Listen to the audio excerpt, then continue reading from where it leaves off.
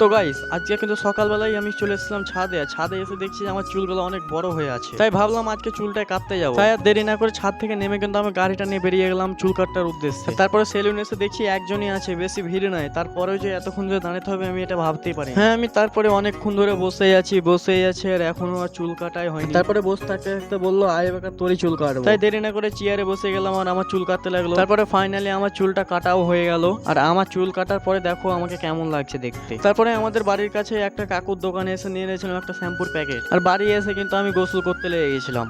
আর গোসল টোসল করা হয়ে যাওয়ার পরে আমি জামা প্যান্ট পরে যাচ্ছিলাম ডাউনসরা হাটের কাছে। হ্যাঁ, তোমাদেরকে তো আগেই বলেছি আমি হাটে কাপড়ের ব্যবসা করি। আর আমাদের বাড়ি থেকে ডাউনসরা 2 থেকে 3 কিলোমিটার মতো হবে। আর তারপরে কিন্তু আমি হাটে পৌঁছেও গেলাম। আর এখন হাটে টুকটাক করে কাস্টমার গেল আসছিল আর এই ফাঁকে আমি ভিডিও বানাচ্ছিলাম। তারপরে বসে থাকতে থাকতে আমাকে একটা কাকু আলো, কাকুটা চা দিল আমাকে খেতে। তারপরে চাটাই খাচ্ছিলাম আর চাটা খেতে খেতে দেখছি সন্ধ্যা লেগে গেছে। আর সন্ধ্যা লেগে গেলে কিন্তু কাস্টমার আসাও কমিয়ে যায় এই হাটটাই।